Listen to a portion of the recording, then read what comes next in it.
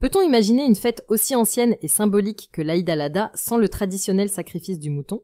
Cette question, qui aurait pu sembler inconcevable il y a quelques années, devient aujourd'hui une réalité discutée dans plusieurs mosquées en France. À l'approche de l'Aïd al-Adha 2025, plusieurs lieux de culte appellent leurs fidèles à boycotter ce rite ancestral. L'un des exemples les plus marquants vient de la mosquée Lumière et Piété à Nîmes, dans le Gard. Son président explique que les conditions matérielles pour organiser le sacrifice dans le respect des normes sont devenues presque impossibles. En cause, la préfecture du Gard qui n'a autorisé qu'un seul abattoir dans la région, à Vestric et Candiac, capable d'accueillir seulement 300 animaux par jour.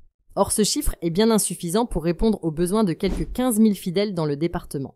La question se pose alors, comment garantir à chacun de pratiquer ce rite dans de bonnes conditions? Mais ce n'est pas seulement un problème de logistique. Le prix des moutons a littéralement explosé. Là où un animal coûtait environ 90 € en février, les tarifs dépassent désormais les 300 € à l'approche de la fête.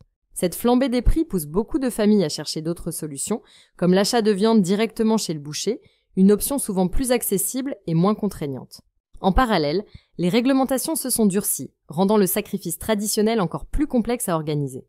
Le risque d'amende ou de poursuite en cas d'abattage non autorisé dissuade de nombreux fidèles.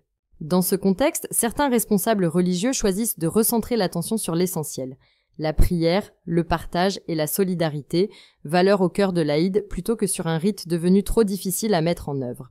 Et ce phénomène ne touche pas que la France. Au Maroc, le roi Mohamed VI a également lancé un appel à renoncer au sacrifice du mouton pour cette même fête. Un signal fort qui illustre les difficultés croissantes auxquelles la communauté musulmane est confrontée pour maintenir cette tradition vieille de plusieurs siècles. Face à ces enjeux, la question de la pratique du sacrifice rituel semble bien loin d'être réglée.